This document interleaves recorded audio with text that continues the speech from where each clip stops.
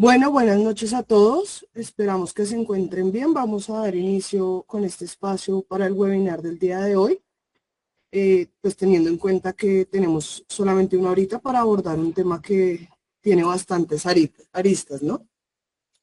Entonces, el día de hoy nos acompañan dos expertos, un abogado penalista y el psiquiatra forense de nuestra firma.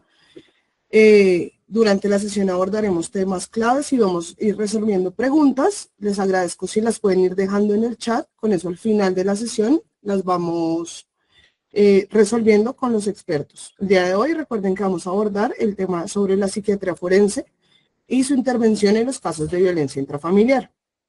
El día de hoy nos acompaña el doctor Javier Augusto Rojas Gómez, quien es médico psiquiatra con más de 25 años de experiencia en el ámbito forense, ex coordinador nacional de psiquiatría forense de psiquiatría y psicología forense en el Instituto Nacional de Medicina Legal y cuenta con formación especializada en el análisis de escenas, comportamiento y perfilación criminal, además de tener amplia experiencia en valoraciones psiquiátricas en diferentes ámbitos del derecho.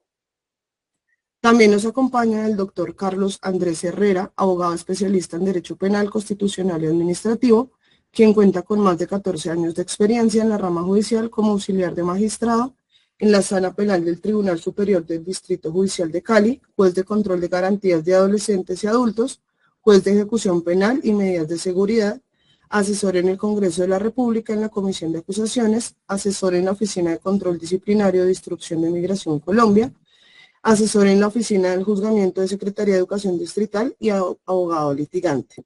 Entonces le damos la bienvenida a nuestros ponentes el día de hoy. Muy buenas noches, doctora María Alejandra, buenas noches, doctor Herrera, y muy buenas noches para todos los y las participantes de este evento. Buenas noches, Doc. Buenas noches, doctor Carlos. Muy buenas noches, doctora María Alejandra, doctor Javier, es un gusto conocerlo. Muy buenas noches a todos los presentes. Muchas gracias por esta invitación.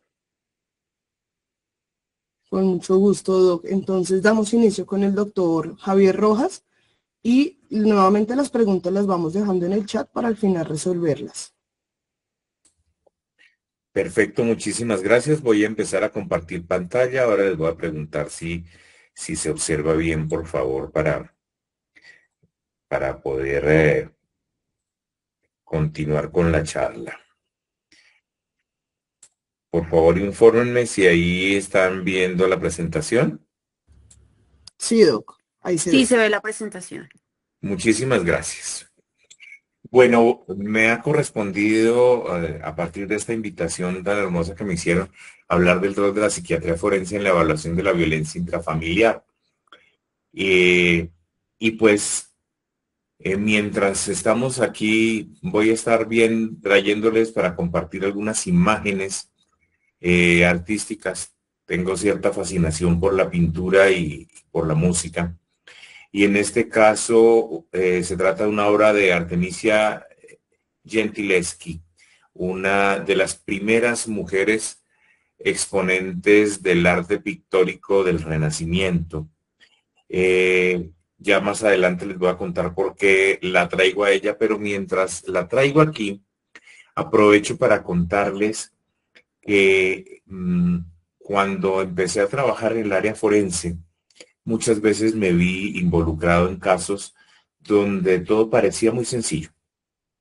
Recuerdo mucho un señor que me pidieron que valorara, pero cuando revisé todos los documentos del caso, se trataba de una persona que había pertenecido a una de nuestras Fuerzas Armadas, que de acuerdo con el relato de su... Tenemos a alguien con el micrófono abierto, por favor. De acuerdo con el relato de su anterior cónyuge, era una persona explosiva, maltratadora, violenta, que había realizado muchos actos de palabra y de obra tremendamente violentos, control en la parte económica. Y todo sonaba muy lógico y yo me preguntaba, ¿qué es lo que pretenden que yo haga cuando lo valore? Y entonces, cuando empieza uno a conocer los casos en su interior, cuando empieza uno a ver lo que hay detrás de cada caso. Se llevan unas sorpresas inmensas. En ese caso, cuando pude hablar con esta persona y hacer su historia, entendí que detrás de ese hombre grandísimo, fuerte físicamente, exmilitar, había una víctima de violencia intrafamiliar que estaba siendo falsamente acusada. Ya vamos a ir más adelante a ver porque a veces se llevan unas sorpresas inmensas y no nos podemos dejar orientar por lo primero que vemos. Perdón. Vamos a partir de las pericias psiquiátricas forenses que son aplicables al contexto de la violencia intrafamiliar. Luego vamos a hablar un poquito acerca de la discusión de una valoración específica para la violencia intrafamiliar. Luego vamos a sacar algunas conclusiones y las preguntas y respuestas las vamos a dejar para el final una vez que hayamos revisado también la parte correspondiente al doctor Herrera. Entonces, ¿qué tipo de valoración podría realizarse desde la psiquiatría forense en un caso de violencia intrafamiliar? Vamos a partir de aquellas que están relacionadas con el presunto agresor. La más obvia es la capacidad de comprensión y autodeterminación. Es decir, cuando la situación mental de una persona ha interferido tan grandemente con su conducta que pues obviamente no debe ser sujeto de pena, sino debe dársele un tratamiento, un manejo, es decir, una medida de seguridad. Yo aprovecho para hacer aquí una propaganda. Los psiquiatras no definimos la inimputabilidad. La inimputabilidad es un concepto puramente jurídico. Lo que hacemos los psiquiatras es hacer una función como de traducción. Es decir, le presentamos desde el punto de vista clínico cómo se encontraban las funciones de comprensión y autodeterminación de alguien al momento de la ocurrencia de un hecho. No basta con tener una enfermedad mental y tenerla diagnosticada desde tiempo atrás para ser automáticamente inimputable. El psiquiatra forense lo que tiene que estudiar es cómo estas patologías pueden interferir con la función de comprensión, es decir, entiende el carácter ilícito de su acto, está entendiendo el contexto de una manera adecuada, sabe y comprende que su acción está rompiendo la ley, está violentando el derecho ajeno, y la autodeterminación. ¿Puede la persona decidir libremente la actuación? ¿Es completamente independiente su voluntad para actuar? Entonces, en muchas ocasiones, la enfermedad mental, un trastorno mental, una situación de inmadurez psicológica puede ocasionar que la persona no se encuentre en esa condición. Digamos que esa sería la primera forma en la que podría entrar el psiquiatra forense. Sin embargo, no constituyen la mayoría de los casos. La podemos ver bastante, pero no es la mayoría de las veces. Es mucho más frecuente que nos pidan una valoración del estado de salud mental, las características de personalidad y necesidades de tratamiento. Eso fue lo que ocurrió en el caso que les relataba. Yo estaba esperando encontrar a un agresor. Y estaba esperando encontrar un agresor, pues porque todo lo que había encontrado en la documentación apuntaba a que él era quien estaba violentando a su anterior pareja. Cuando pude ver cómo era su historia de vida, entender cómo era la familia de origen y cómo se habían ido eslabonando todas las piezas de la cadena que llevaron a que él fuera como era, pude entender cómo esta persona estaba acostumbrada desde muy pequeño, por la historia de sus padres, por la historia de su familia, a estar siempre tratando de satisfacer a los demás, de buscar la aprobación de los demás. Su actitud era de mendigar cariño hasta el punto que se sometía a las cosas más inverosímiles. Empecé a encontrar que tenía una personalidad dependiente y empecé a entender que venía desarrollando además un cuadro depresivo muy antiguo y cómo esta persona encontró una contraparte, una cónyuge con unas características antisociales, narcisistas, tremendamente dominante, que lo sojuzgó, lo sometió y no satisfecha con la humillación a la que constantemente lo sometía, incluso a los malos tratos físicos, también quiso destruirle desde el punto de vista psicológico y social, porque sabía que era una persona que se iba a sentir avergonzada si contaba la verdad. Y empezamos a ver toda esta dinámica que estaba detrás. Y afortunadamente en un muy buen equipo que se hizo con el apoderado de este caballero, se pudo mostrar ante el juez que él, lejos de ser un victimario, era una víctima y que era una víctima que estaba sometida a esa situación desde muchísimo tiempo atrás. Les decía que esta artista, Artemisia Gentileschi, empezó a pintar escenas bíblicas que eran muy violentas. En este caso, Yael y Sísara, donde podemos observar el momento en que va a ocurrir esta agresión brutal contra el cráneo del hombre, o como cuando pinta Judith decapitando a Holofernes. Esta mujer fue víctima de el abuso sexual de uno de sus maestros y ella se dedicó a plasmar con posterioridad en sus cuadros el dolor, el sufrimiento de las mujeres de su época, pero traducido en la mujer que ya no va a soportar más el dolor y que decide volcarse contra su agresor. Entonces ella representó en sus pinturas con mucha frecuencia mujeres actuando en contra de los hombres abusivos. Muy bien. Ya vimos lo que tiene que ver con las personas que están siendo acusadas, el presunto agresor, pero también podemos valorar a una presunta víctima. Cuando valoramos a una presunta víctima, podemos buscar su estado de salud mental, sus características de personalidad y necesidades de tratamiento. En este caso, lo que estamos buscando es qué fue lo que le ocurrió a esta persona. ¿Qué historia tiene en su vida? ¿Cómo llegó a la situación que la tiene en este momento, en esta condición de víctima? ¿Y qué consecuencias está teniendo para su vida emocional y qué va a tener que hacer para recuperarla? Me salto a la tercera un momentico porque dicen, eso es una valoración de la perturbación psíquica, como si fuéramos a cambiar de tipo y tuviéramos que valorarlo como si fueran unas lesiones personales. No, ya más adelante vamos a ver que ya la jurisprudencia nos ha dicho que el tratamiento especial que tiene la violencia intrafamiliar, que seguramente el doctor Herrera también nos lo va a profundizar más, hace que lo tengamos que ver dentro de este tipo de delito de la violencia intrafamiliar. A veces necesitan una valoración del testimonio, sobre todo cuando la persona que está relatando la experiencia de violencia intrafamiliar es un menor de edad, porque tenemos que ajustar el testimonio de acuerdo con la edad y el proceso de neurodesarrollo. Entonces, a veces tendremos que coger esa valoración del testimonio de ese menor o esa menor de edad para poderle explicar al juez ciertas características de ese testimonio que varían con su edad emocional, su edad mental, con todo el proceso de neurodesarrollo.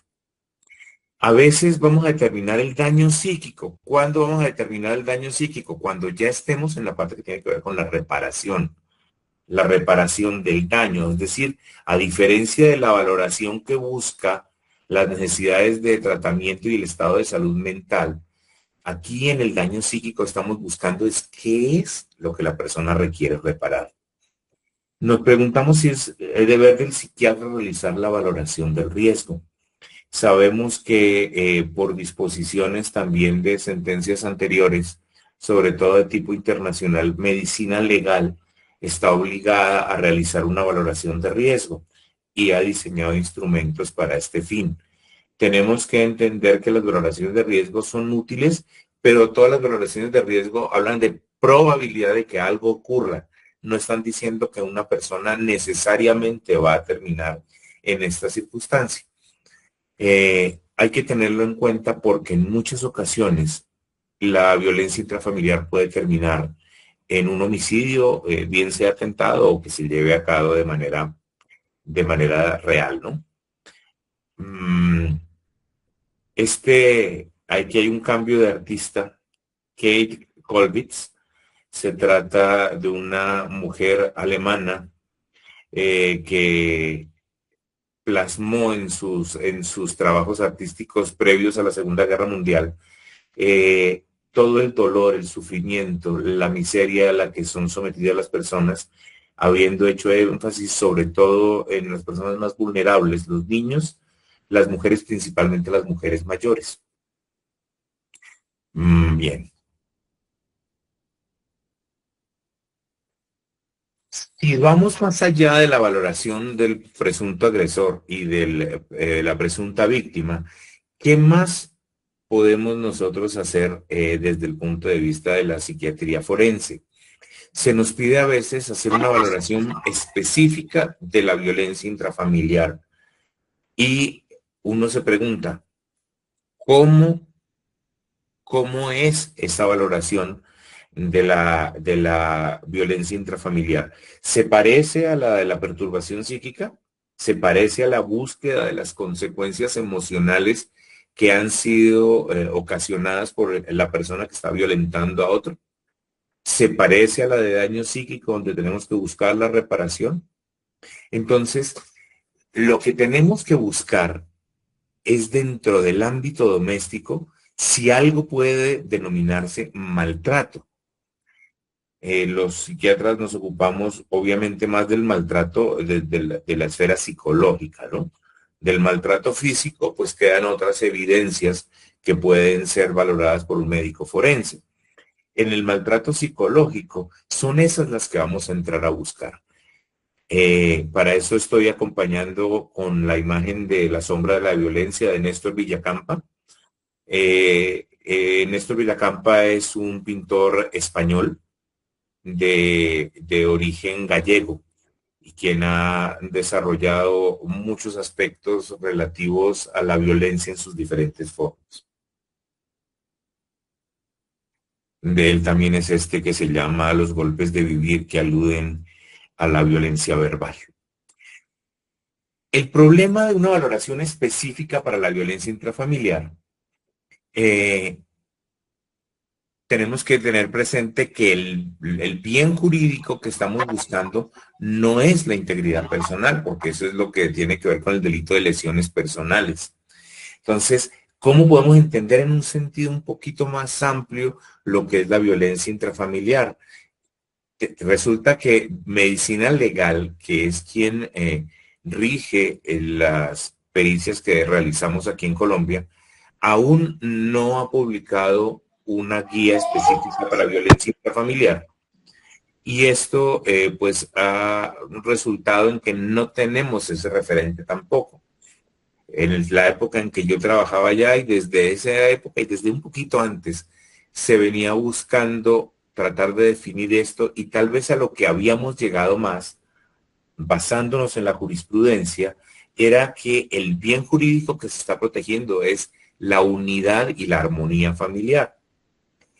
Entonces, la sentencia C-674-2005, del 30 de junio de 2005, nos dice que la violencia, sea cual fuera el mecanismo para infligirla, puede ser económico, verbal, psicológico, sexual, lo que sea antijurídica porque trae como consecuencia la afectación y desestabilización de la unidad y armonía familiar.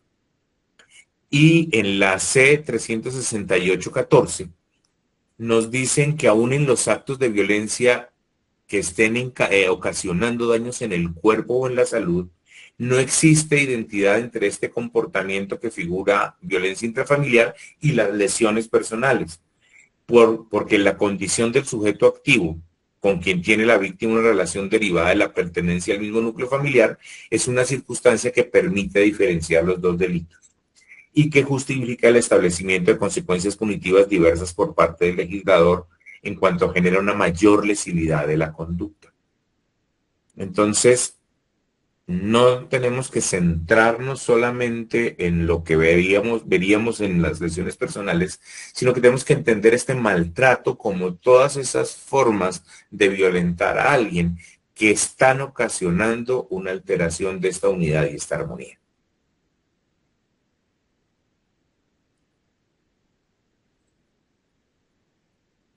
Tenemos aquí una obra de Anna Gibson, una mujer afroamericana, una excelente artista, que ha centrado mucho de su trabajo en el tema de la discriminación por motivo de la morfología corporal, sobre todo de los malos tratos que pueden sufrir algunas personas por su talla, su volumen, su peso corporal dentro de determinados contextos familiares y comunitarios.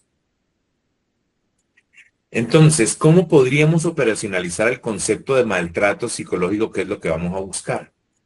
Esta propuesta, que la hago yo por ahora, ya que todavía está en proceso de definición por parte de Medicina Legal, implicaría entregar a la autoridad solicitante información respecto de conductas agresivas o violentas que pongan en riesgo la unidad y la armonía familiar. Es decir, que generen sufrimiento psicológico en los integrantes de la familia, alteren de manera significativa su funcionalidad dentro de la misma, ocasione de tensión o impide el desarrollo de su personalidad, menoscabe la interacción de todo el sistema familiar o alguno de sus subsistemas. Es decir, no se necesita que haya producido una patología, no se necesita un diagnóstico de trastorno para decir que ha habido maltrato psicológico. Y yo quiero ser muy enfático en eso, porque dice, no, es que eso no alcanza, no alcanza. Pero el tipo penal no dice que tenga que tener un trastorno para que sea comprobable el maltrato psicológico. Describir el proceso de sufrimiento de alguien y en qué áreas de su vida se ha provocado ese sufrimiento debe bastar para que, si se dan los demás presupuestos del tipo penal, se pueda definir adecuadamente.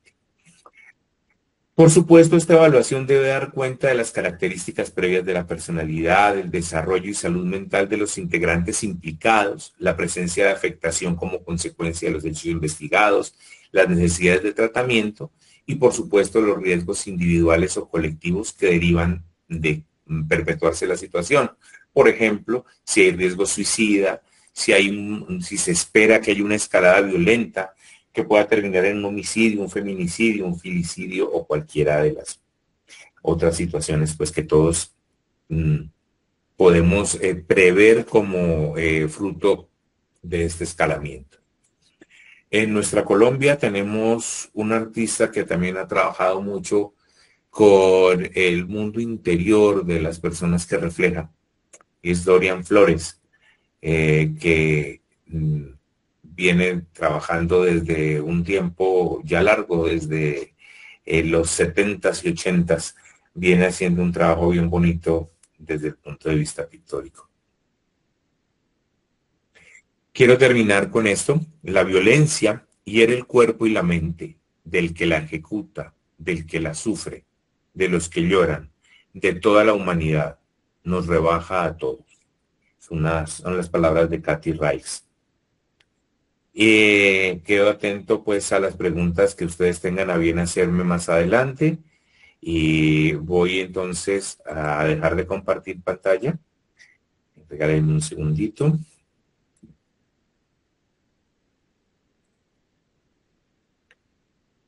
Muy bien. Espero haberme ajustado juiciosamente al tiempo, creo que sí alcancé. Para no robarles tiempo, doctora María Alejandra me dirá si pasamos directamente, si podemos pasar directamente a la presentación del doctor Herrera o tenemos intermedio, no sé. No, yo creo que vamos con el doctor Herrera y al final respondemos ya unas preguntas que hay en el chat y acá voy a anotar a las dos personas que levantaron la manito para ahorita darles como la palabra. Perfecto, doctora, muchas gracias. Vale, entonces continuamos con el doctor Carlos Herrera. Bueno, muchas gracias, doctora María Alejandra, muchas gracias, doctor Javier, me pareció supremamente interesante su presentación. Yo no hice presentación en realidad porque no quería quitarle protagonismo a lo que es la esencia de este webinar y es la psiquiatría forense en el contexto de la violencia intrafamiliar y de pareja. Entonces me parece interesante y supremamente importante, sobre todo para los abogados que litigan y personas que están, por ejemplo, dentro de la rama judicial, o que se integran a esta clase de procesos, en la medida en que ustedes lo podrán notar, yo creo que varias personas de las que están acá lo pueden notar, y es que la violencia intrafamiliar, aparte de que es un delito concurrente en varias regiones del país, yo creo que los despachos judiciales son los que más llenos están de esta clase de delitos, pero presenta varios inconvenientes a nivel probatorio, que es lo que me interesa centrarme en mi charla. Evidentemente, espero no, eh, no quitar tiempo. Voy a poner acá mi cronómetro.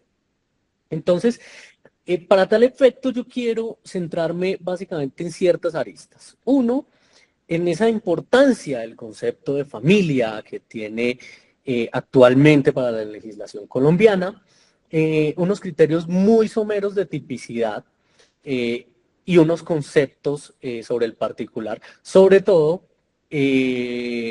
frente a los problemas que materialmente se presentan, y yo sé que muchos han tenido en el ejercicio profesional, y sobre todo en relación con esa apertura del concepto de familia que se tiene en el Código Penal.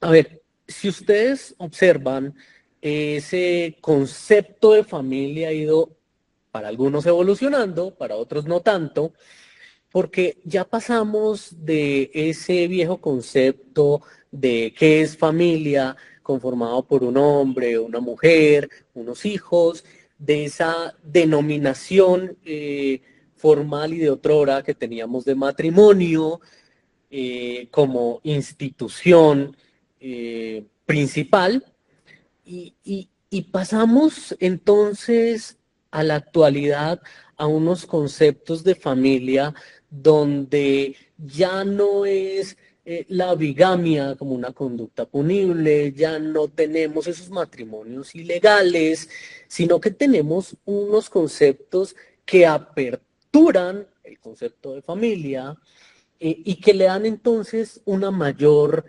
visión, si se quiere llamar, a lo que es el concepto de familia, y con ello a lo que puede ser la violación a ese bien jurídico tutelado que es la familia. Si ustedes ven el artículo 229, violencia intrafamiliar, nos dice el que maltrate físico o psicológicamente. No me interesa tanto hacer énfasis en el maltrato físico, porque como lo decía el doctor Javier Rojas, pues probatoriamente es, entre comillas, sencillo por las huellas que se dejan, pero sí el psicológico, que es donde tenemos varios inconvenientes. El que maltrate físico o psicológicamente cualquier miembro de su núcleo familiar.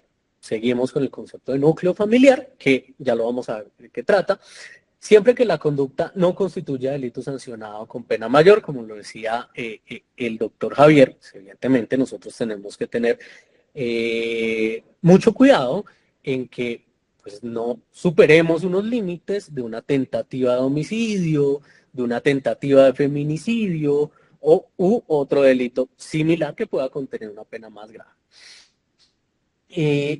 Tenemos unos aumentos de pena cuando sea sobre un menor de edad, un adolescente, una mujer, una persona mayor de 60 años, o aquellas personas que tengan disminución física, sensorial o psicológica, o en estado de indefensión. Si ustedes ven,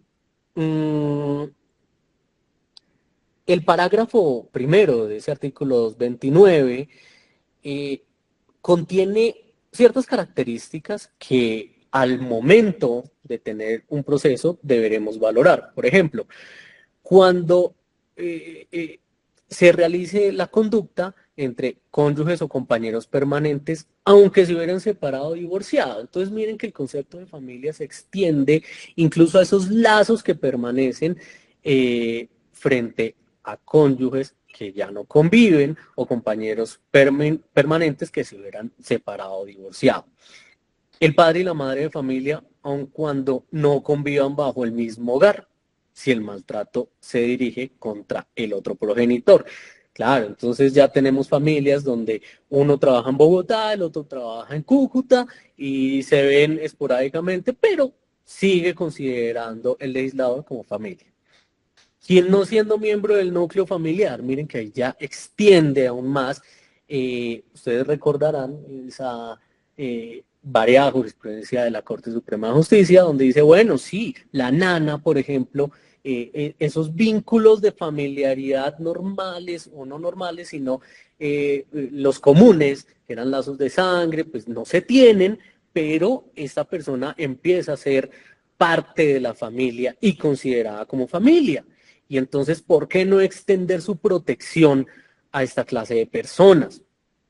Quien no siendo miembro del núcleo familiar sea encargado del cuidado de uno o varios miembros de la familia en su domicilio, residencia o cualquier lugar en el que se realice la conducta.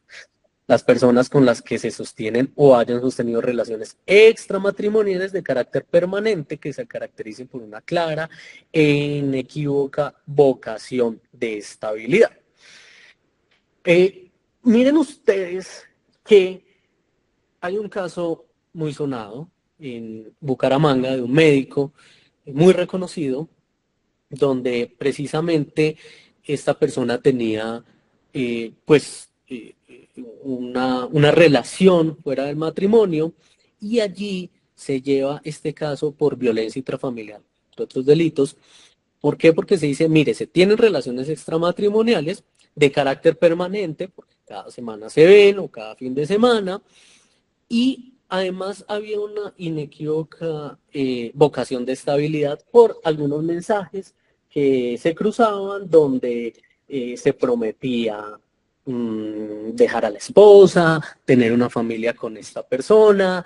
Entonces, los juzgados y tribunales o la fiscalía ha optado por tener una teoría de que hay un delito de violencia intrafamiliar.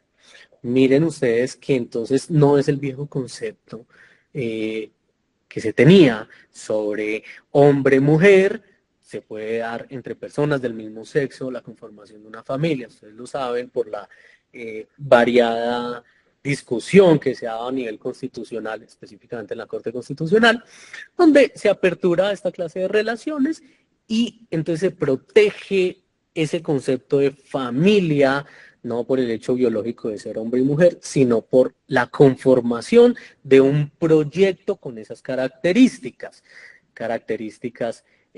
como lo vemos, de unidad y armonía familiar.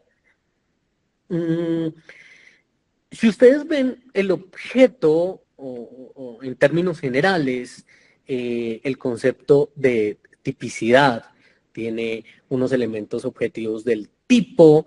Miren ustedes que nos hablan de integrante del núcleo familiar, cónyuges, padres, madres, ascendientes, descendientes, todas esas personas que se hallaren de manera permanente integradas a la unidad doméstica.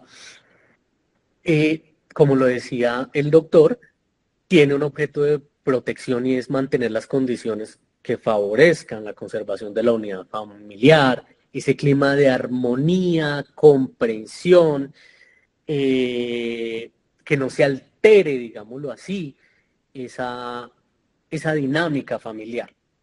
¿Dónde tenemos un problema, ya para irme centrando en el aspecto psicológico ese ingrediente que nos habla el tipo penal de violencia psicológica? Pues si ustedes observan, las dinámicas familiares varían de una a otra. Entonces, lo que para una familia puede ser constitutivo de violencia psicológica en el ámbito familiar, para otra no. Desde la experiencia, uno puede observar en Cali, sobre todo en el distrito de Cali, yo pienso que hay mucha violencia intrafamiliar, hay conflictos al interior de la familia, algunos muy graves, pero variados. Y una de las cosas que se notaban era esa variación entre las dinámicas familiares entre una y otra y otros miembros. Entonces, podía uno notar que la violencia intrafamiliar, o los tratos intrafamiliares en una familia podían ser permanentemente groseros y hasta grotescos, pero para esos miembros no tenían esa trascendencia de violencia. Y uno veía casos en los cuales llegaban simplemente a violencia intrafamiliar porque trascendía el aspecto físico. Y se empezaba a indagar y encontraba uno que en muchas ocasiones las personas o la dinámica familiar entre, por ejemplo, padres e hijos era tratarse con groserías, con el comúnmente llamado hijo de putazo, tirarse cosas, pero era porque esa es su dinámica familiar. Y solo para ellos había una afectación al núcleo familiar, a esa dinámica familiar, cuando trascendía a una agresión física.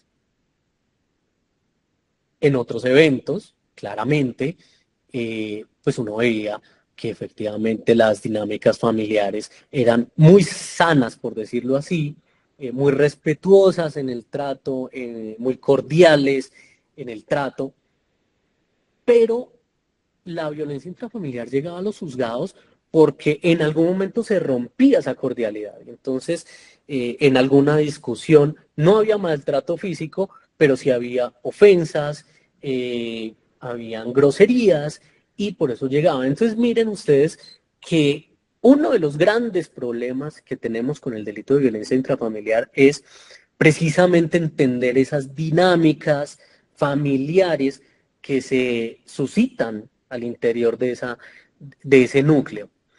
Y como lo decía el doctor Javier Rojas, pues eso es indispensable, porque es que nosotros tenemos que entender de qué manera era la dinámica familiar para saber si hubo una ruptura en algún momento de esa,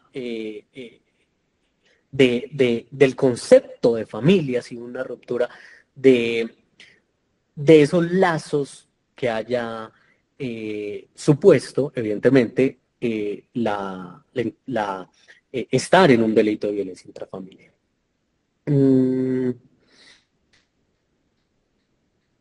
Problemas probatorios que se nos presentan en la dinámica normal de los juicios, de los procesos penales. Quiero centrarme o ubicarnos en en esa expresión del tipo penal, que es el que maltrate psicológicamente. Entonces, miren ustedes que la labor de la psiquiatría yo creo que es fundamental en ese aspecto, en la medida en que el maltrato psicológico viene del análisis de esas dinámicas familiares, pero también de que efectivamente el maltrato, sea una grosería, sea una recriminación maldicha, etcétera, pues tenga la entidad suficiente de considerarse maltrato. Esa violencia específica, algunos apuntes que hice del doctor Javier, esa violencia específica de la violencia intrafamiliar, pues tiene varios inconvenientes. En términos forenses, como lo decía el doctor Javier Rojas, ese maltrato psicológico, pues yo sí creo que se pueda establecer desde la pericia. ¿Por qué? Porque es que en realidad el problema que tienen los jueces y los fiscales y muchos defensores al momento de evaluar los casos de violencia intrafamiliar es que no sabemos abordar el maltrato psicológico. Entonces, si desde la fiscalía nos están planteando que 3 veces el hijo le dijo al papá, perdónenme la grosería, hijo de puta, pues eso per se podría considerarse un maltrato físico, pero también es válido que podría considerarse no constitutivo de un maltrato físico.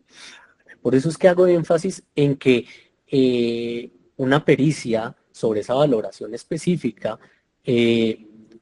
sobre esos dichos, en el contexto en que se pueda establecer, determinan si efectivamente hay una consistencia con maltrato psicológico.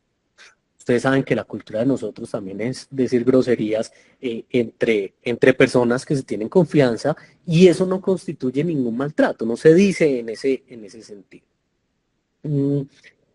Pero es evidente que nosotros tenemos que tomar estas pericias psiquiátricas pues desde dos aristas fundamentales.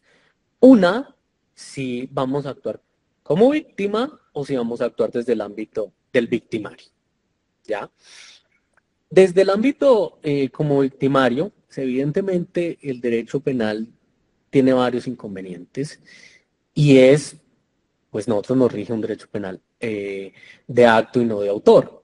Entonces, sí, es que él es así, pero eso no es suficiente para decir, pues usted está dentro de alguna de las causales de exclusión de responsabilidad o alguna causal eximente, ¿no? Eh, es evidente que el hecho se le da la trascendencia y se valora en el contexto en el que estamos, es decir, dentro de una familia, si se ha roto esa armonía familiar, si tiene la trascendencia para afectar el bien jurídico, ¿ya? Si estamos desde el punto de vista de la víctima, pues también tenemos otros problemas, y es establecer de qué manera ha habido una afectación. Yo no lo digo, y eso quiero hacer énfasis, no digo una afectación de la víctima, porque claro, lo decía el doctor Javier Rojas, tenemos la posibilidad de establecer si ha habido una afectación de cara a un incidente de reparación integral, de cara a establecer cuál ha sido el daño específico y si eso se puede pues trasladar a un ámbito monetario para reparar a la víctima. No, pero lo importante es una pericia psicológica para establecer el grado de afectación en la familia. Eso es lo importante, poder unir o conexar que esa afectación ha trascendido a esas dinámicas que se han tenido dentro de la familia, y que por tanto sí hubo una ruptura de esa armonía familiar, y con ello entonces, a partir de la pericia que se haga, establecer que efectivamente el hecho concreto tuvo esa trascendencia. Desde el ámbito del victimario, muy bien lo decía el doctor Javier Rojas, estoy totalmente de acuerdo. En términos de inimputabilidad, pues digamos que los psiquiatras, los médicos, nos ayudan a nosotros los abogados y a los jueces a tener una visión, a interpretar cómo estaba la persona para el momento de los hechos. Por ejemplo, para ser muy concretos en esto, que ya se me está acabando el tiempo, y es, yo puedo tener una persona que sufre cleptomanía, por ejemplo, pero si la persona comete un delito sexual o comete una violencia física o psicológica contra un miembro de su familia, pues la pregunta que uno se haría es, bueno, ¿y qué tiene que ver ese problema que tiene médico, evidentemente, con los hechos que se están investigando de un acceso carnal o de una violencia intrafamiliar? Entonces, no. Nosotros debemos ver la correlación entre la afectación psiquiátrica, psicológica, con los hechos que se están investigando. Por eso, sí, evidentemente nos puede ayudar en cierto momento. Claro, es evidente y me parece importantísimo que esos rasgos de personalidad que se puedan evaluar, como en el caso del doctor Javier Rojas, que lo evaluó cuando fue contratado, que esos rasgos de personalidad nos puedan dar indicios de por qué se llegó al hecho, digo. Pero me sigue pareciendo muy complicado en determinado evento decir es que los rasgos de personalidad pudieran influir de manera determinante en la comisión del hecho, y por eso pues excluirse de responsabilidad. Ahorita, si tenemos un tiempo, pues con el doctor Javier Rojas podemos hablar ese tema, pero jurídicamente ustedes saben, los que son abogados, que los jueces son muy reacios a esto si uno no les da un análisis que se correlacione lo uno con lo otro. Claro, en temas de valoración del testimonio, ese punto me parece supremamente importante en el proceso penal. ¿Por qué? Porque nosotros a veces, como lo decía el doctor Javier, tenemos niños que son víctimas o afectados dentro del proceso de violencia intrafamiliar, y ahí surgen varios problemas, y es cómo se abordan a estos menores. Ustedes saben que es por cámara Gesell, uno hace un banco de preguntas, eso pasa un filtro, se hace. Y entonces ahí tenemos el problema en juicio, que simplemente nos vamos a querer que el menor, pues si estamos al lado de la defensa, diga algo a favor; si estamos al lado de la fiscalía, pues que corrobore lo que ha hecho. Me parece importantísimo en los casos de violencia intrafamiliar que las entrevistas que se han hecho a niños, niñas y adolescentes, pues pasen por el filtro del psicólogo, del psiquiatra, del experto, para decantar pues cuáles son esos posibles rasgos que se pudieran identificar, esas posibles falencias que se puedan identificar, y pues si es del caso, evidentemente ir a juez de control de garantías, a una audiencia innominada, para solicitar permiso y hacer la pericia con el menor por parte del médico que vamos a tener. Problemas se presentan en todo momento, y es que pues generalmente no se permite a los niños por parte de los familiares hacer este tipo de pericias a la defensa, ¿cierto?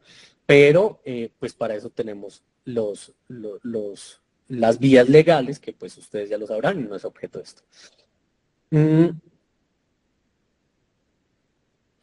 Otro de los puntos importantes que me parece en el tema que estamos tratando es efectivamente medicina legal, a mi parecer, tiene muchas falencias al momento de realizar los abordajes con los niños, niñas y adolescentes. Me parece importantísimo tener una contrapericia o un concepto de nuestro médico, en el caso de la defensa, frente al abordaje, a los métodos, a las conclusiones que hace medicina legal o los médicos de medicina legal al momento de valorar a esta clase de personas. ¿Por qué? Porque si ustedes ven, de hecho, una compulsa de copias en Cali contra un médico que hacía esta clase de pericias, porque lo que hacía generalmente era sugestionar a los niños, niñas y adolescentes. ¿Para qué? Para que respondieran que sí había existido una violencia, que sí había existido un maltrato, un tocamiento, etc. Entonces, me parece importante eso de cara a que con nuestro peritaje en esos abordajes de violencia intrafamiliar, podemos por lo menos llevar ante el juez una duda en materia probatoria frente a la consecución de esa prueba. Consecución, digo, a la formación de la prueba. Eso me parece importante. Efectivamente, en medicina legal, yo no conozco las guías de medicina legal sobre este abordaje. Sé que son generales frente a delitos de lesiones personales. Entonces ahí como que confunden todo y sacan unos parámetros, pero que se quedan cortos, evidentemente. Quería también hacer una acotación sobre el tema de la valoración probatoria. Yo pienso que el abordaje con psiquiatría forense en los casos de violencia intrafamiliar sí da muchas luces al juez y a las partes sobre cómo se debe no solo abordar el caso, porque recordemos que ahorita está en boga la violencia de género, y con eso entonces algunos jueces interpretan la violencia de género como la posibilidad en el proceso penal de aceptar y hacer todo, sin miramientos a los derechos y garantías inherentes al proceso y al procesado, pero también con un miramiento frente a la flexibilidad respecto de la forma de valoración y respecto de la forma de concreción de la prueba en juicio. Entonces ya vemos que es posible tener esas entrevistas, no tanto como prueba de referencia, como en los procesos con adultos o normal, sino bajo el manto de no revictimizar. Me parece importante no revictimizar, pero creo que eso no puede estar por encima de las garantías y derechos del proceso y del procesado. Entonces, en conclusión, me parece sumamente importante que en los procesos penales exista la visión del médico, generalmente la va a ver desde medicina legal, pero también del experto de la defensa que contratemos como defensores de cara a establecer, uno, las posibles falencias que haya en los conceptos médicos de medicina legal y dos, de cara a establecer que esa valoración que se hace por parte de medicina legal puede tener errores, puede contener falencias que el juez evidentemente las debe haber y por lo menos puede haber campo a la duda probatoria. Doctora María Alejandra, doctor Javier, apreciadas personas que están en el chat, pues hasta aquí es mi intervención y espero seguir con el banco de preguntas que tengan. Muchas gracias, doctor Carlos. Bueno, yo creo que empecemos con los que han tenido la manito levantada. Entonces, la doctora Diana Obregón, si quieres continuar con tu pregunta.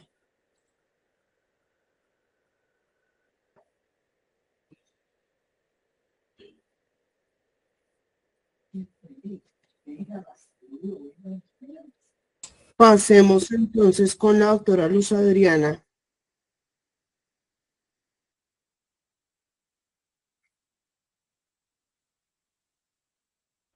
Buenas noches para todos. Buenas noches. Buenas noches. Muchas gracias. Yo tengo una inquietud o dos inquietudes.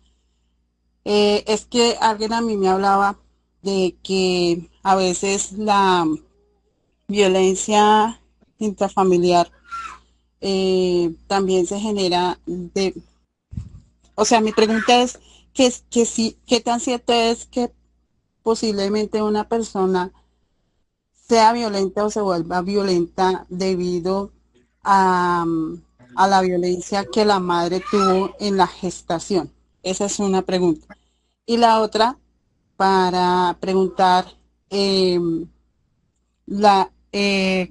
ha conocido el caso de muchas personas que tienden a ser muy calmadas, pero de un momento a otro pueden llegar a ser demasiado violentas. Entonces, ¿cómo puede hacer una mujer o qué puede hacer una mujer cuando o una persona cuando se da cuenta que la persona que la agredió no era lo que pensaba? Muchas gracias por el espacio. Bueno, yo asumo que la primera parte de la pregunta tiene que ver más con mi tema. Y es si la violencia que ejercemos puede provenir de la violencia que sufrió la madre de este sujeto cuando estaba en el proceso de gestación. El hecho de sufrir violencia durante el proceso de gestación tiene innegablemente un impacto en el proceso de desarrollo, pero no es un factor condicionante. De la misma manera que hay muchas cosas que pueden ocurrir durante el embarazo que pueden afectar de una u otra manera el desarrollo del embrión y luego el feto que está en proceso de gestación. Eso no es sino uno de los muchos factores que van a constituir lo que ese sujeto va a ser más adelante. Por supuesto, la exposición posterior a violencia, el presenciar violencia, el sufrir violencia como víctima, el estar en un entorno violento, tienen muchos más determinantes desde el punto de vista del aprendizaje de la conducta violenta que el solamente considerar lo que ocurrió durante la fase de gestación. Entonces diría que sí, seguramente tiene alguna parte que ver, pero no es un factor determinante. Y Lo segundo, contesto mi parte, pero supongo que el doctor Herrera me puede ayudar con complementándolo. Eh, Pienso que es claro que nos podemos llevar una sorpresa porque hay personas que habitualmente no son violentas, pero pueden tener un patrón explosivo. Es una tarea que tendría que hacer la persona que analice el caso desde la óptica, bien sea desde la psicología o desde la psiquiatría forense, podría evaluar por qué esta persona está presentando este patrón en el que es habitualmente tranquilo, calmado y de pronto puede presentar una explosión violenta. Pero pensaría yo que desde el punto de vista, de vista de la víctima de estas circunstancias, el entender y presenciar esto no es obstáculo para que lo ponga en conocimiento de las autoridades, porque así como uno podría pensar que la violencia habitual es más peligrosa que la violencia ocasional, pero en una explosión una persona puede cometer un homicidio. Entonces, no, el hecho de que sea poco frecuente no quiere decir que sea menos grave o menos peligroso. Muchas gracias, Exacto. Doc. Yo simplemente quiero agregar algo al doctor Manuel y es, pues hombre, cuando hay esas señales de que una persona es calmada y que de un momento a otro tiene, no sé, escenarios o escenas de violencia, pues que uno no se entiende, pues yo sí pienso que la persona tiene que atender ese llamado, digámoslo así, y tomar las decisiones y adoptar las medidas de prevención necesarias. Es decir, no sé, si es grave, pues denunciar el caso o por lo menos documentarlo. Y generalmente lo que yo he visto es que hay un escalamiento de la violencia eh, de uno hacia el otro y pues digamos que en ese escalamiento se deja pasar muchas cosas. Eso yo pienso que ha sido un factor muy importante para que las cosas trasciendan a ámbitos de violencia física, psicológica e incluso a tentativas de homicidio o feminicidio. Entonces, ¿yo qué digo desde la parte jurídica? Pues cuando hay esas situaciones, yo pienso que es mejor razonarlas, tomarlas de una manera muy objetiva y adoptar las medidas que, si es del caso, ponerlas en conocimiento de la autoridad competente, pues hacerlo para que no escalen y no se tenga que lamentar mayores cosas. Como lo decía el doctor Javier, pues hay una valoración de riesgo que hace generalmente medicina legal por orden de la fiscalía y en esa valoración de riesgo pues se pueden identificar estos factores. Entonces, eso me parece importante. Muchas gracias, Doc. Viviana Rosero.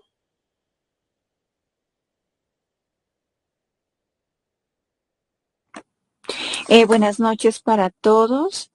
Primero agradecerles por el espacio, muy interesante la charla.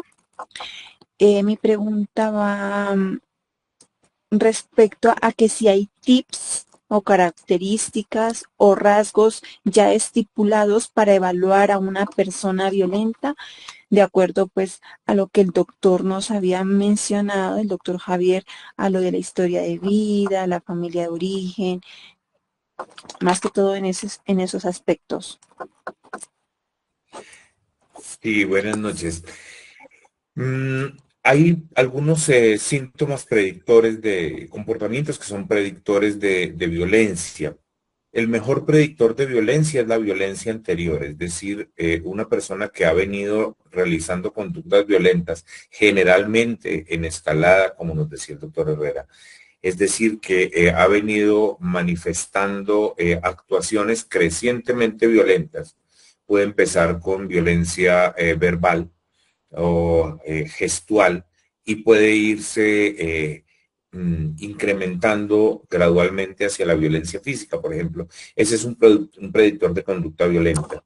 Hay otro factor de riesgo que tiene que ver con el consumo de sustancias psicoactivas, incluyendo al alcohol, porque también se ve que tiene una relación estadística bastante fuerte.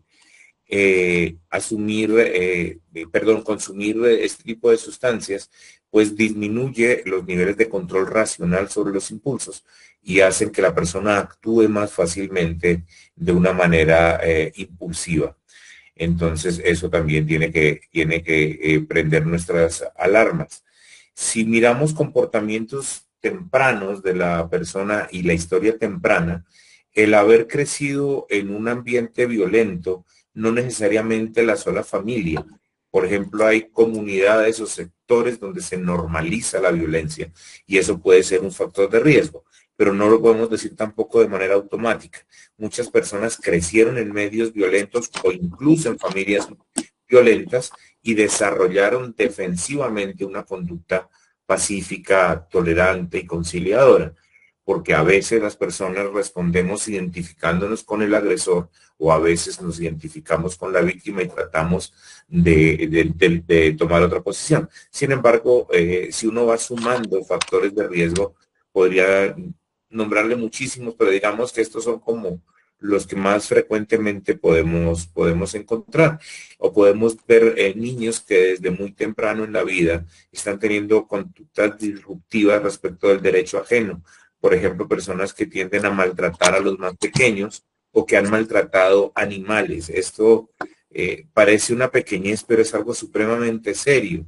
Maltratar a niños más pequeños o maltratar a animales implica un desprecio por el más débil y una capacidad de ejercer violencia contra quien no se puede defender. Entonces, ese es un predictor que hay que tener en consideración.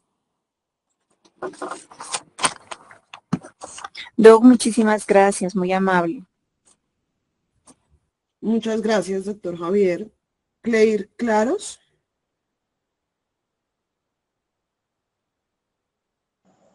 Hola, imagino que el nombre que les dio fue el mío, Seiler Claros. Ah, qué pena, sí, señor. No. Les agradezco mucho, de verdad, maestros, por enseñarnos el día de hoy un montón de cosas.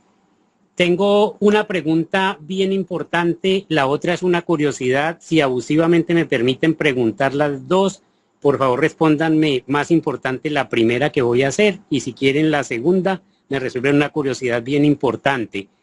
La primera es, desde el punto de vista de la psiquiatría forense, que es el tema del que nos están enseñando hoy, bien útil para asuntos jurisdiccionales y asuntos, así sea de cultura general, para aprender.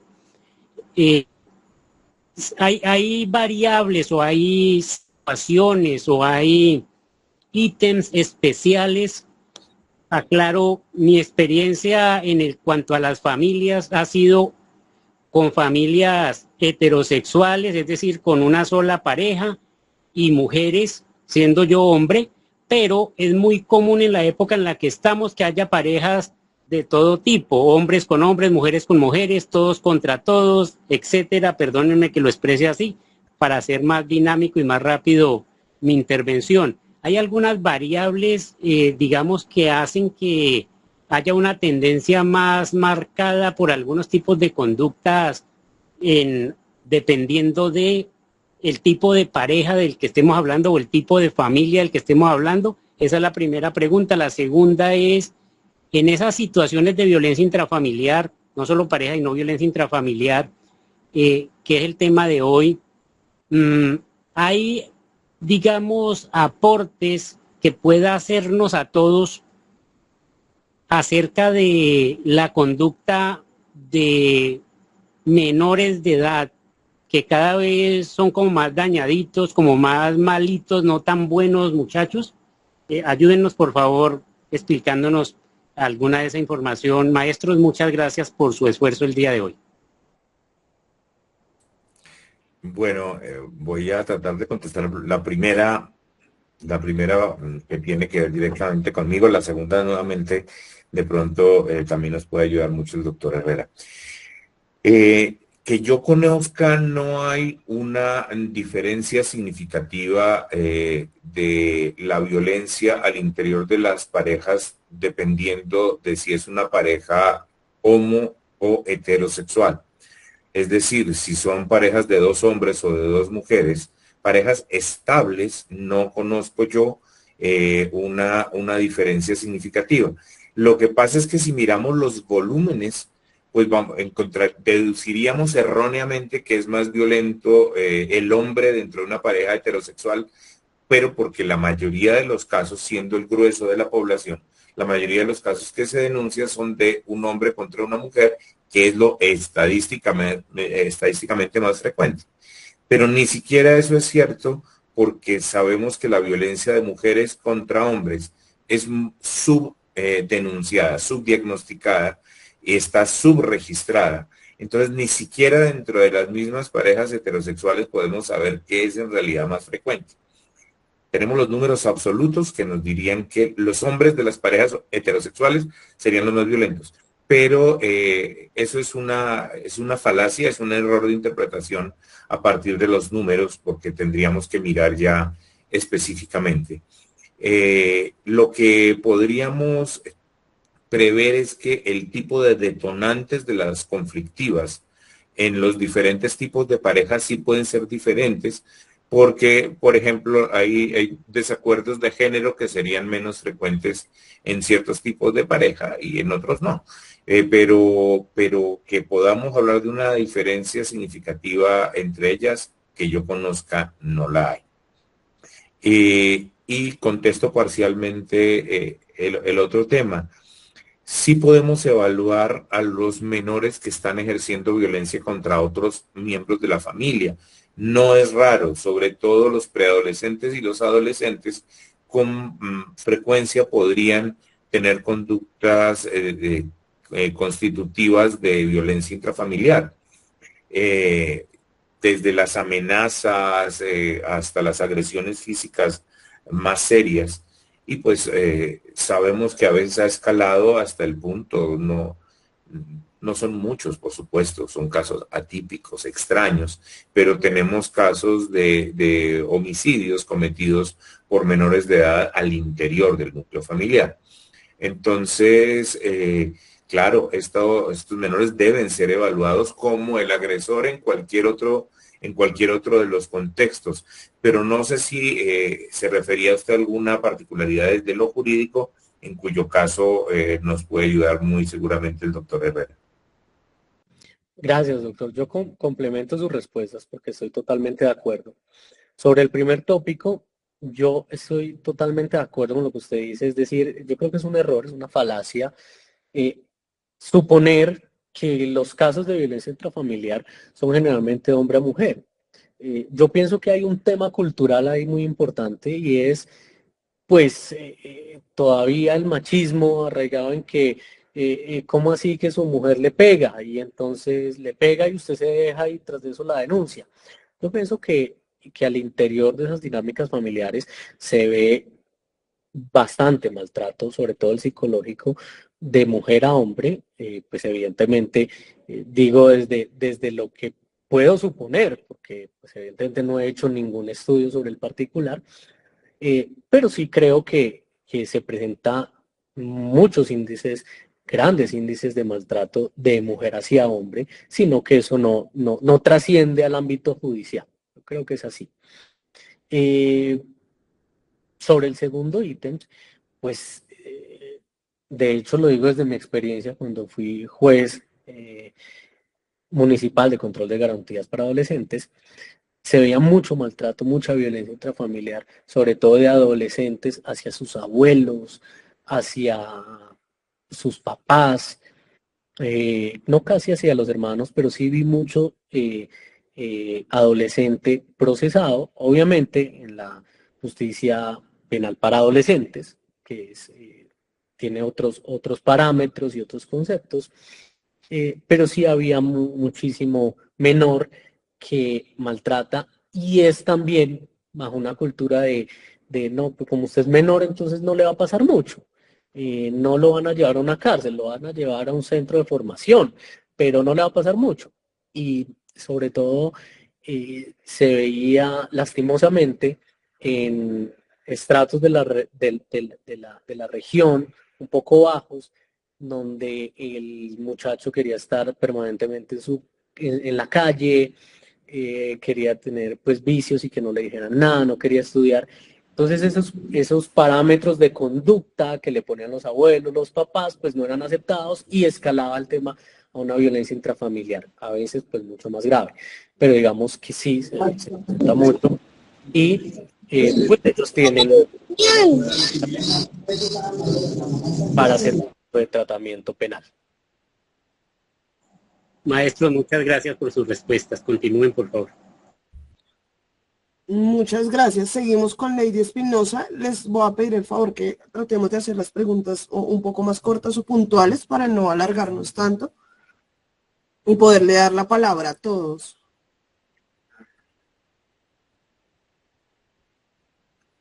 Continuemos con Manuel Rojas, entonces. Bueno, muchas gracias. Agradezco al doctor Rojas y al doctor Herrera por sus presentaciones. Mi pregunta es breve para el doctor Javier Rojas. Ambos ponentes fueron puntuales en el asunto de que es muy fácil evaluar la violencia física y que es más complicado evaluar la violencia o probar quizá la violencia psicológica.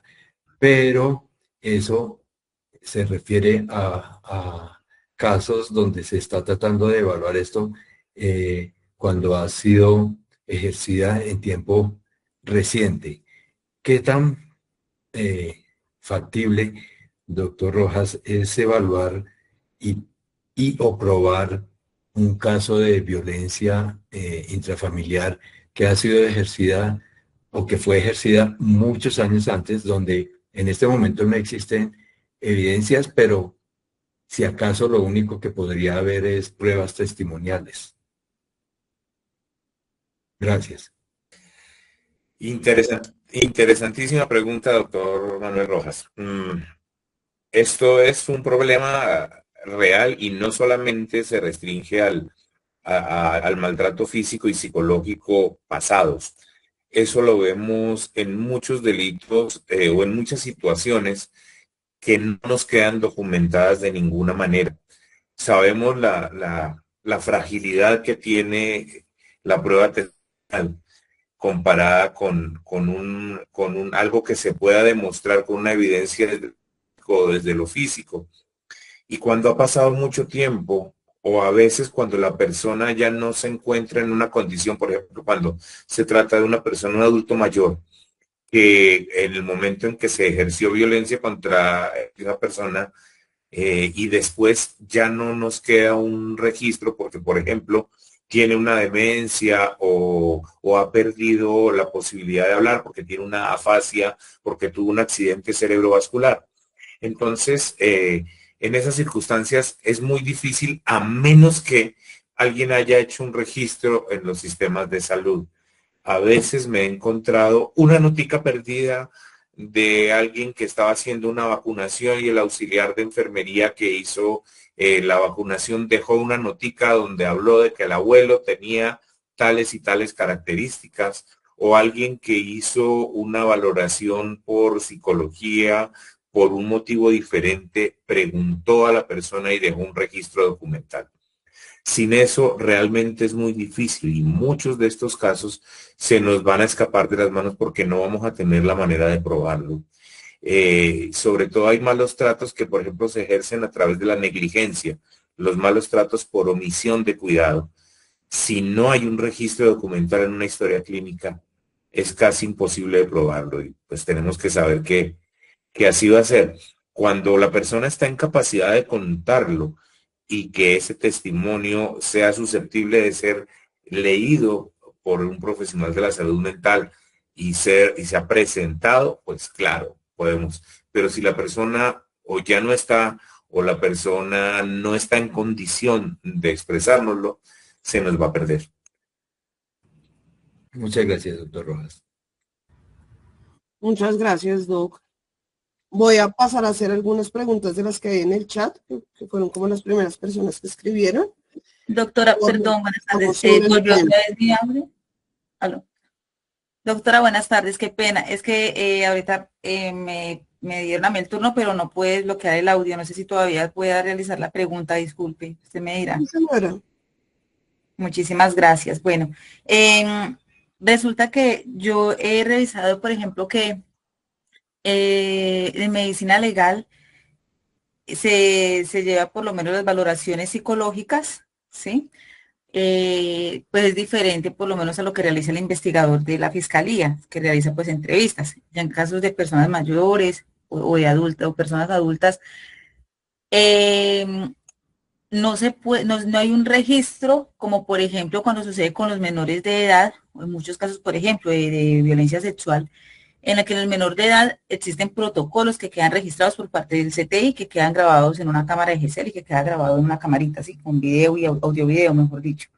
Mientras que de parte de medicina legal no queda ningún registro de cómo se abordaron esas preguntas, si fueron sugestivas o no, ¿sí? E incluso si de pronto esas preguntas fueron parte o las respuestas fueron parte de pronto de ciertas preguntas que se realizaron. Si nosotros, bueno, si ustedes por lo menos como penalistas logran revisar las preguntas que se realizan, que se hacen por parte del CTI y que quedan grabadas, se dan cuenta de un montón de preguntas sugestivas y dirigidas que se hacen, que se realizan en casos por lo menos de menores de edad. Pero en cambio de medicina legal, y no existe ninguna norma que yo vea que deban quedar grabadas esas preguntas que se realizan o la manera en la que se aborda como tal esas entrevistas. Entonces, en ese caso, ¿cómo podría demostrar el abogado que, que las preguntas se hicieron de manera sugestiva, de manera dirigida, o que de pronto se omitieron de pronto algunas respuestas que no quedaron allí? Esa es como mi pregunta. Bueno, gracias. Doy por sentado que esa pregunta es para mí. Bueno, pues en términos procesales hay que hacer una diferencia y es que, pues claro, el abordaje a niños, niñas y adolescentes se hace con eso, con todo ese protocolo que usted dice, pues entre otras cosas porque ahí interviene un psicólogo, interviene ICBF, bueno, intervienen varias personas de las cuales debe quedar el registro que hicieron las cosas, por decirlo de alguna manera, bien, no se extralimitaron y todo eso. Pero además, porque en términos procesales, pues ustedes saben, la Corte Suprema le ha dado cierta flexibilidad al tema de las entrevistas en niños, niñas y adolescentes para el tema de la revictimización y por eso los criterios de valoración en juicio pues varían. Pero tratándose de adultos, pues digamos que ¿por qué generalmente no se hace? Yo digo que uno, pues por un tema de recursos, es decir, no todos los investigadores van a tener cámara, video, para dejar el registro de la entrevista. Si no es más fácil, pues hacerlo en un computador, imprimirlo, firmarlo y sale. Pero digamos que eso para mí es un tema que se puede salvar cuando se va a juicio.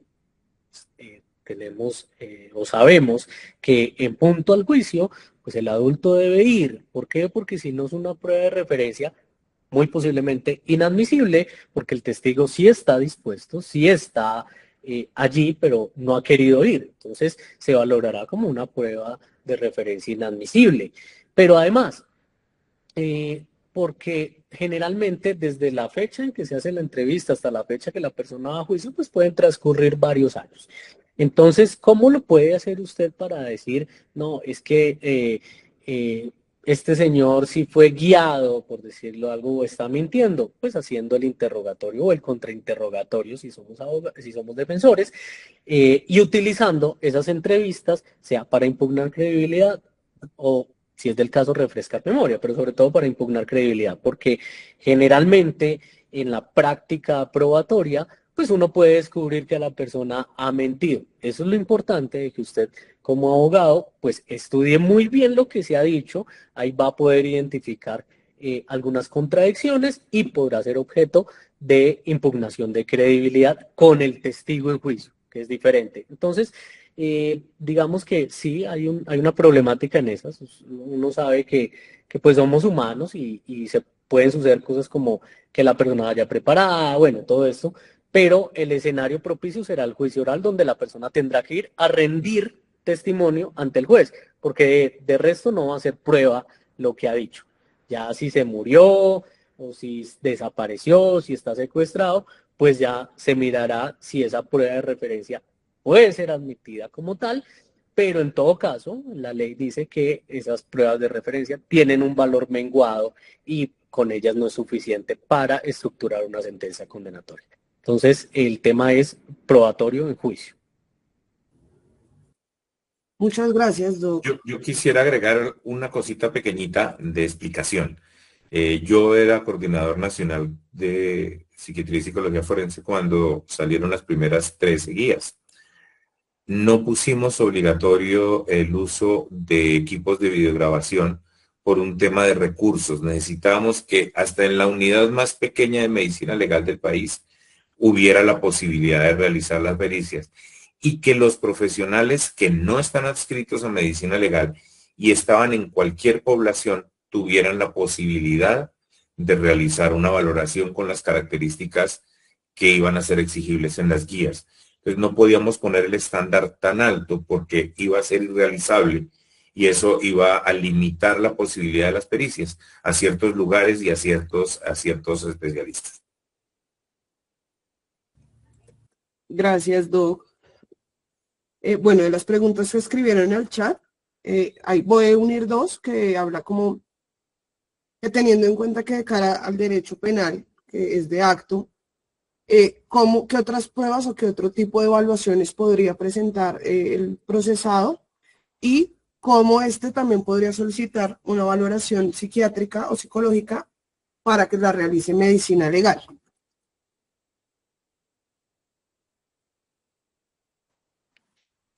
Bueno, pues a ver, sí, efectivamente el derecho penal es de acto, no de autor.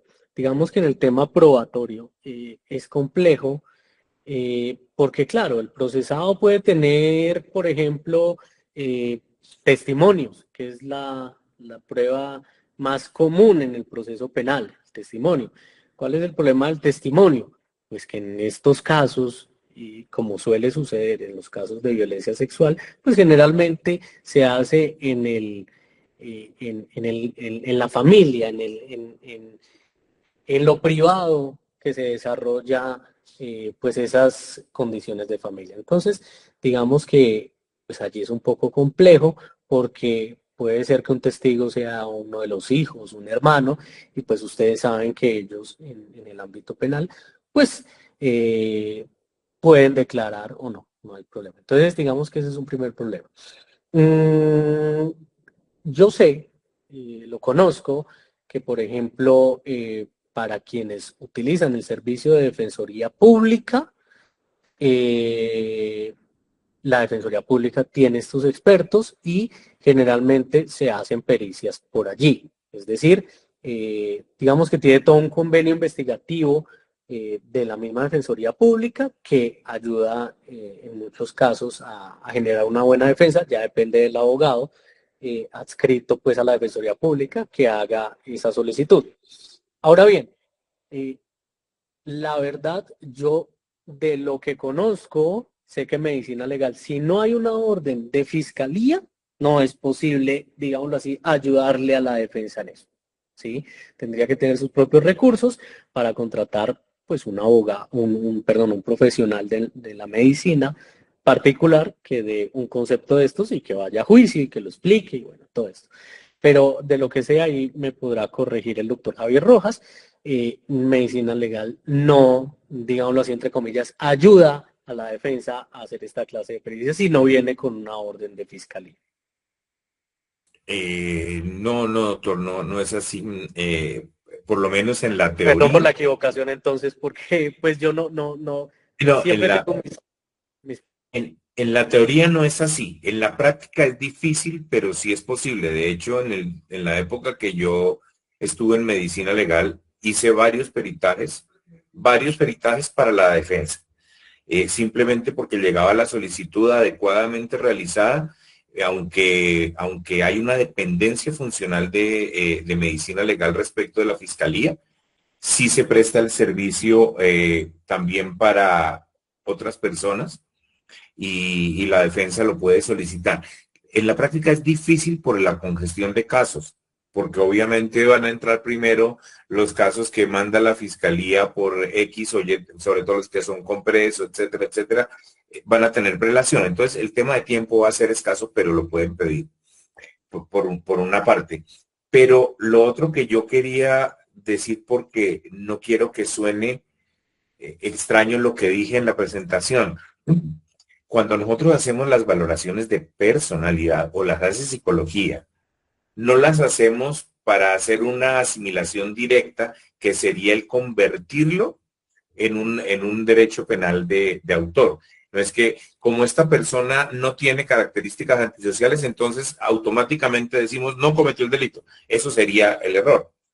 Tampoco podríamos decir lo contrario, la peligrosidad que no podemos ejercer aquí, y es que fulano de tal es culpable porque tiene características de personalidad que lo hacen proclive al delito. No, cuando yo hablaba de las características de personalidad, básicamente es de tipo explicativo. Cuando yo estoy analizando a una persona, como nos decía el doctor Herrera, lo tenemos que leer en la dinámica de su familia y en la historia de esa persona, porque las conductas no surgen en el aire. Entonces, si yo crecí y desarrollé, por ejemplo, unos rasgos dependientes como el que les contaba, eso me permite a mí explicarle al juez por qué esta persona nunca dijo nada del maltrato que venía sufriendo, por qué se sometió pasivamente y soportó infinitamente. Eso sirve como explicación. No es para que hagamos una atribución de responsabilidad penal basada en la personalidad. Quiero, para que no se va a pensar que estoy diciendo que se puede usar como una defensa o como una culpabilización. Muchas gracias, Doc. También preguntan que en caso de justicia de adolescente, ¿podría buscarse la declaración de imputabilidad si el agresor es menor que la víctima en un delito sexual?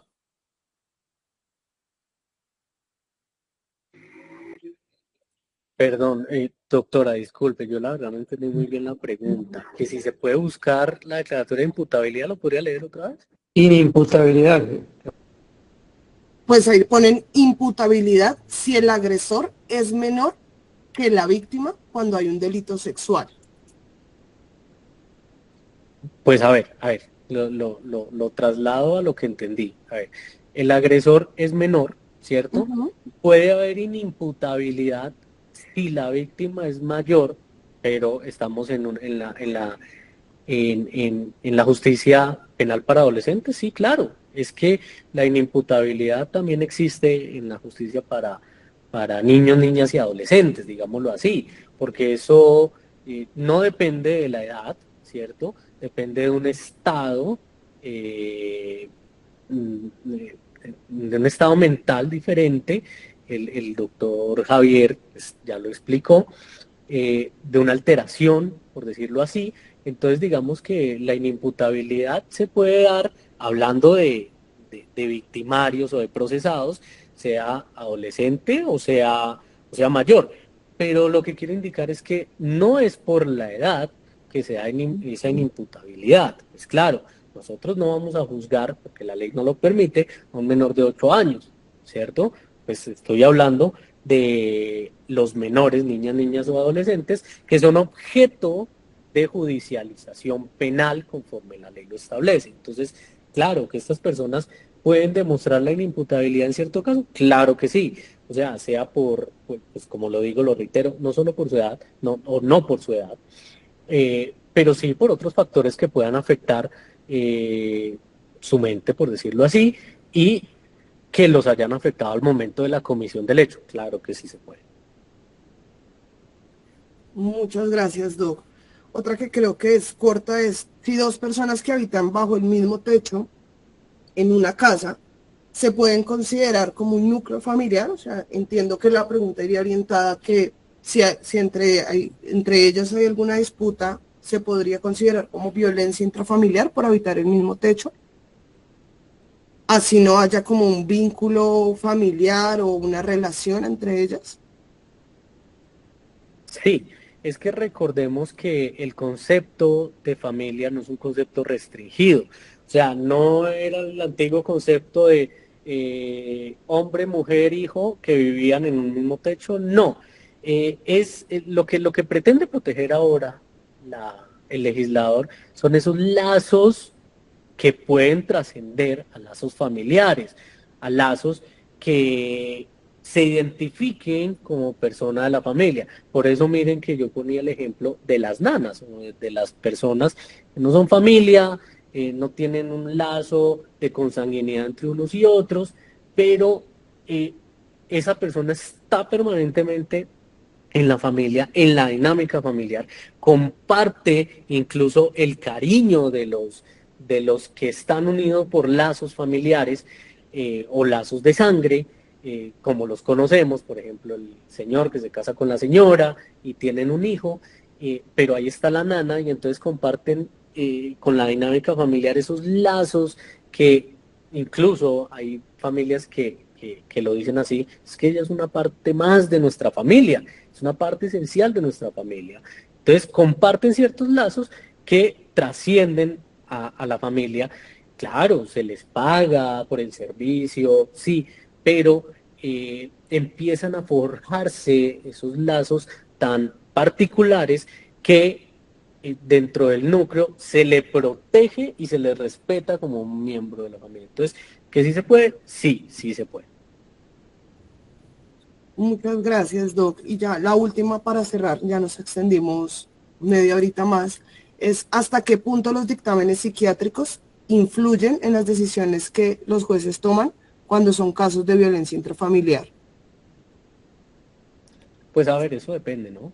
Ustedes, como lo decía el doctor Rojas, digamos que un viejo adagio es, el perito de peritos es el juez.